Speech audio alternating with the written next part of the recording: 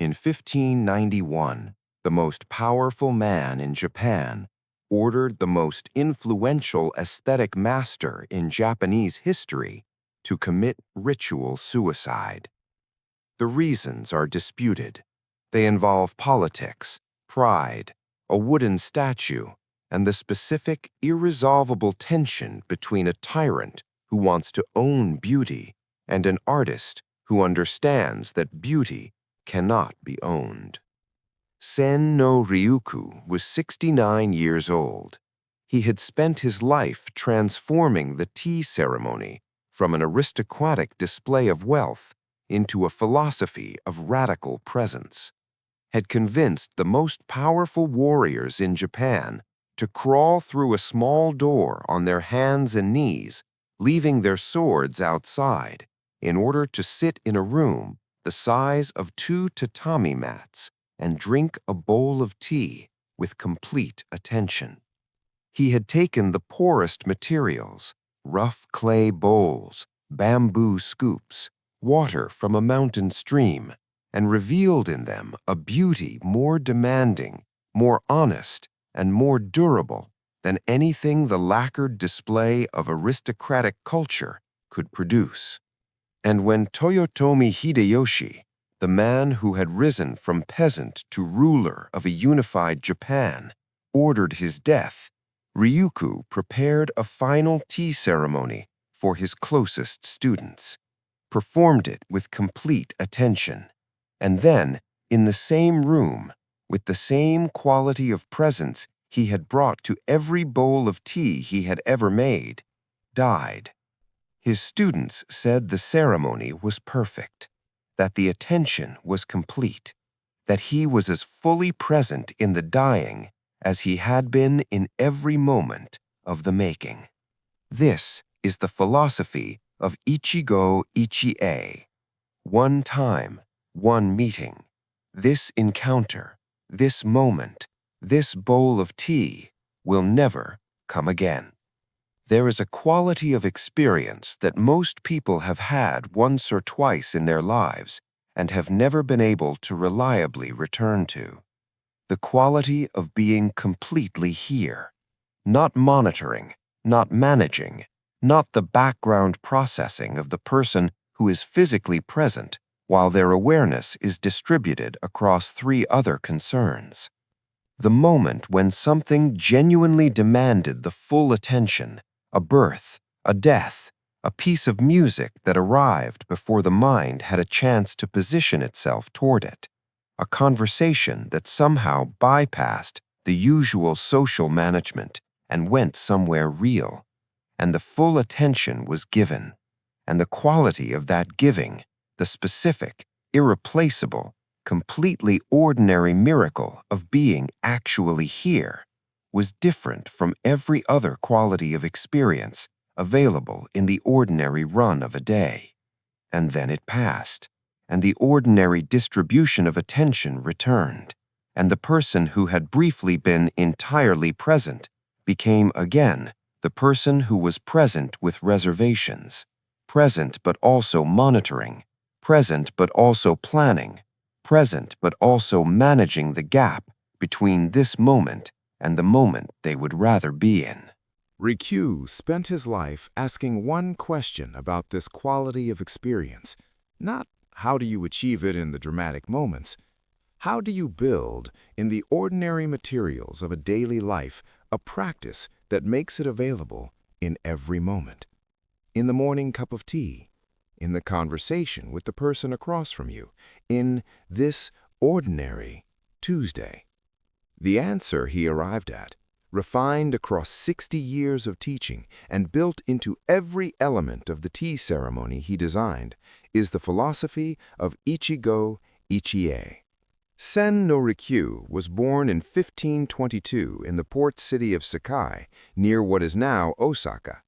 His family were fish merchants, wealthy enough to provide education, not aristocratic enough to have easy access to the cultural world that would eventually consume his life.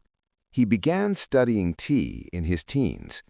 The tea ceremony, chado, the way of tea, was already an established practice in Japan, but it was in the process of transformation. The dominant mode was Shoin-style tea, elaborate, expensive, conducted in rooms filled with the finest Chinese objects, with the specific, carefully calibrated aesthetic of a practice designed to display the wealth and culture of those who performed it. Rikyū was drawn to a different current, the wabi aesthetic, the rough, the simple, the deliberately impoverished, the bowl that revealed rather than concealed its making, that we explored in the wabi-sabi episode, but that finds its most concentrated expression not in a philosophical essay, but in the specific, practical, daily act of making and drinking tea. He became the tea master first to Oda Nobunaga and then to Toyotomi Hideyoshi, the two successive rulers who unified Japan in the second half of the 16th century. Was, at the height of his influence, one of the most politically significant figures in Japan, because the tea ceremony was not merely an aesthetic practice, it was the space in which political relationships were built and negotiated, in which the most powerful men in the country had to agree, for the duration of the ceremony, to be, simply, present. The tea room that Rikyū designed, and that became the template for the wabi tea tradition that his students carried forward, is the most concentrated philosophical statement in Japanese history. It is small, deliberately, almost aggressively small. The original tea room that is attributed to Rikyū at Taian, the only structure that survives in its original form, is 2 tatami mats, roughly 6 feet by 10. Smaller than most closets in a modern Western house. The entrance, the Nijiriguchi, the crawling entrance, is 18 inches high. Every person who enters, regardless of their rank, their wealth, their political power, must bow, must become small, must leave outside the door the identity that rank and wealth and political power construct. Inside, one scroll, one flower arrangement, one hearth for the water, the tools for making tea, nothing that is not necessary, nothing that is decoration in the sense of the unnecessary. Every object chosen because it is the right object for this moment, this season, this specific gathering of these specific people who will never all be in this room together again. The room is the philosophy. Enter with nothing extra, leave nothing out that belongs. Give the full attention to what is here, because what is here, gentle, is unrepeatable. Ichigo Ichie.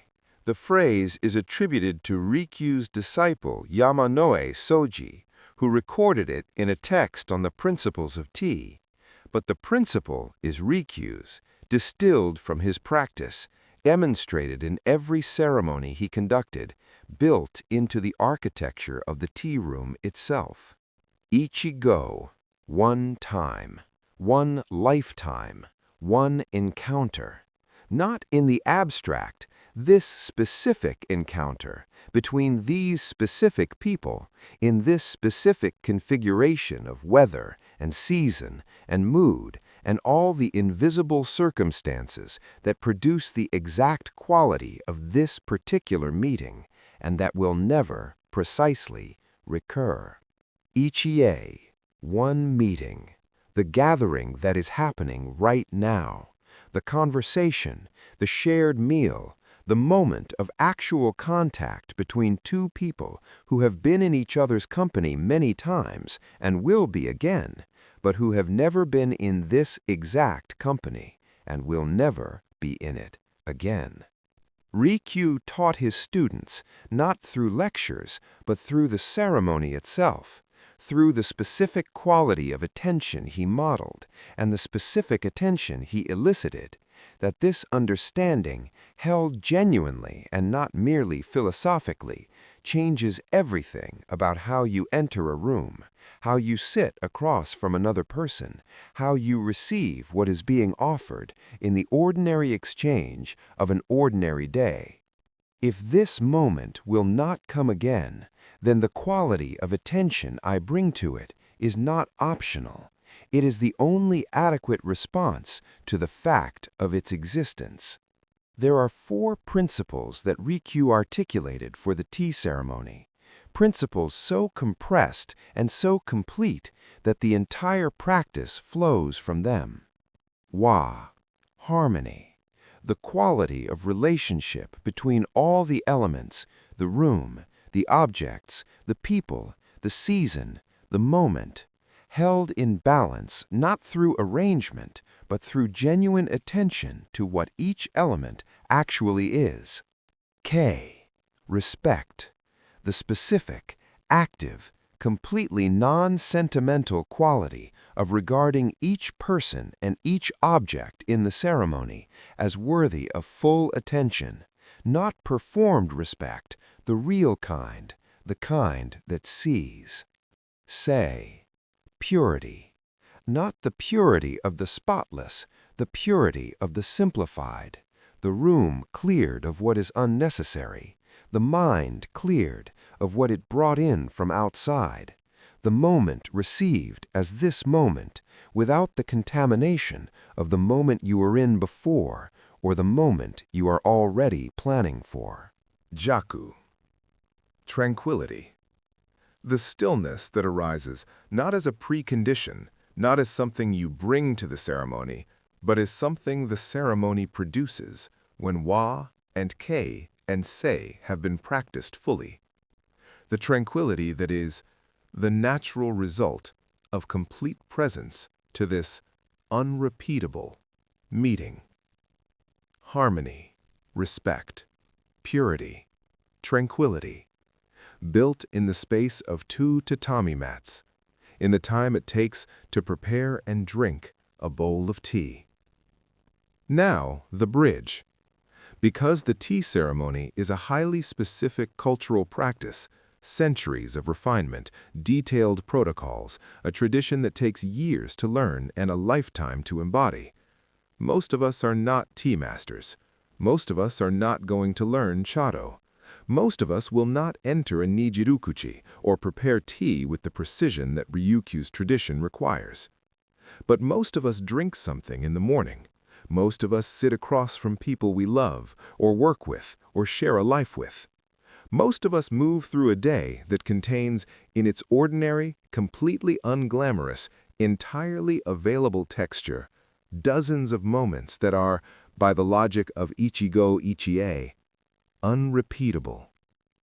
The conversation at the breakfast table that you have had 10,000 times and that you are currently conducting while thinking about the email from yesterday.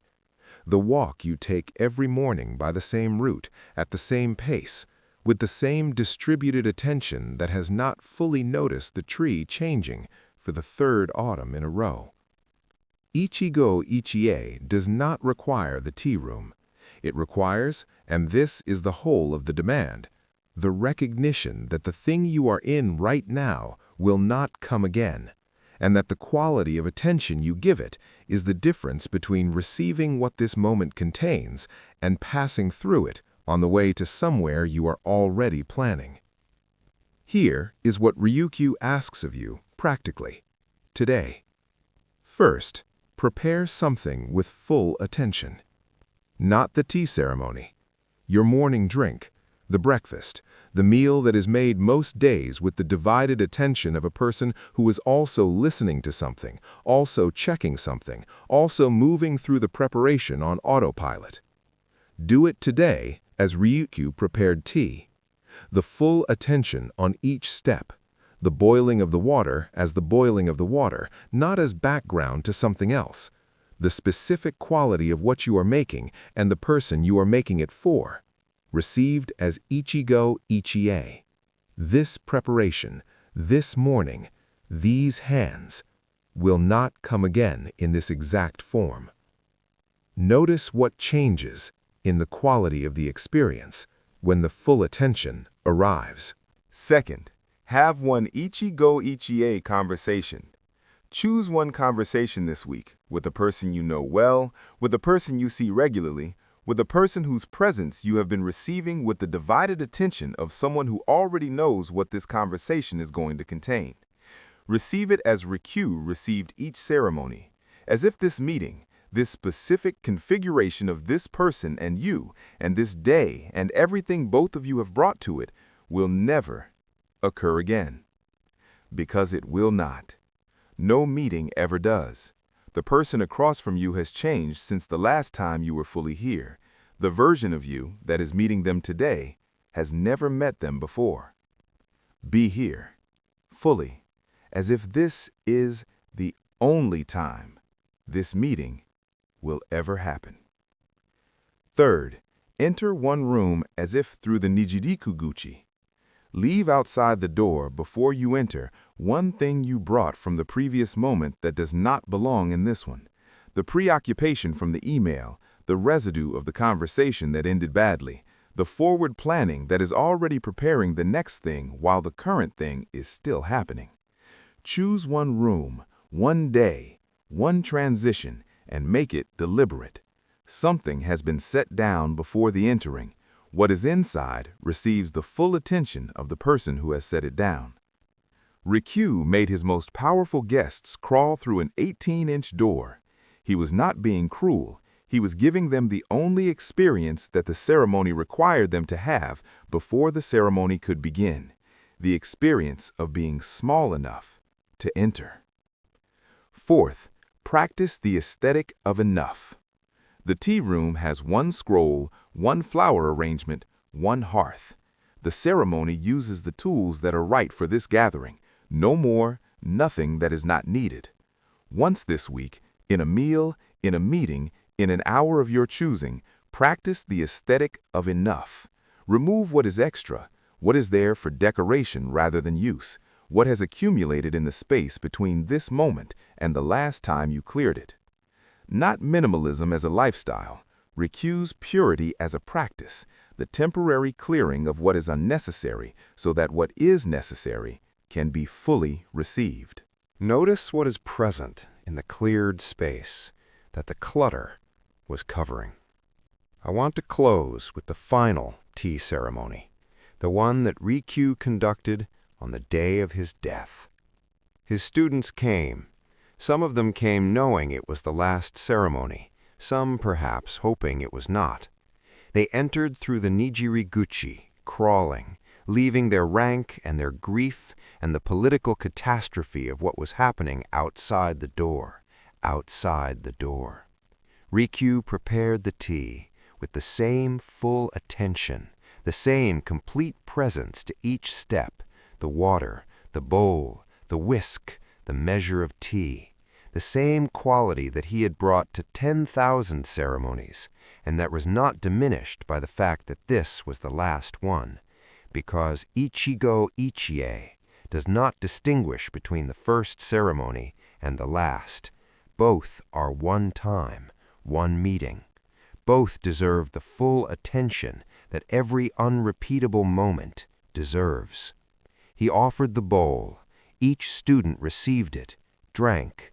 The ceremony ended. After his students left, Rikyū composed a death poem, a tradition in Japan, the final artistic act of a life in the arts. The poem, in its complete form, is a farewell to the sword and to the life that the sword was ending, but the last line, the line that the tradition has carried forward, is this: "Welcome, O sword of eternity." Not the resistance, not the lamentation, the welcome, the same quality of reception that he had brought to every bowl of tea, every guest, every moment in every ceremony, extended now to the moment that was arriving, whether welcomed or not. One time, one meeting, one last bowl of tea, made with full attention, received with full attention, given its complete, unhurried, irreplaceable due. Ichigo Ichie. One time, one meeting. This one, right now, which will never come again. Here's the question Rikyū leaves us with today. Not from the elaborate ceremony, from the 2 tatami mats, from the door small enough to require bowing, from the 1 flower, 1 scroll, 1 bowl, and the full attention that is the only adequate response to anything that will not come again. What moment is happening right now? In this conversation, this day, this encounter with this specific person that you are receiving with less than full attention because you have forgotten that it is 1 time, 1 meeting, and will never come again. And what becomes available in this room, in this hour, in this morning that is already passing, when you bring to it the full attention it deserves. Leave that in the comments, because that answer, your Ichigo Ichie answer, found in the full receiving rather than the partial one, is not a small thing. It is the bowl. Prepared with care, received with care. 1 time, 1 meeting. This one. I'll see you in the next one.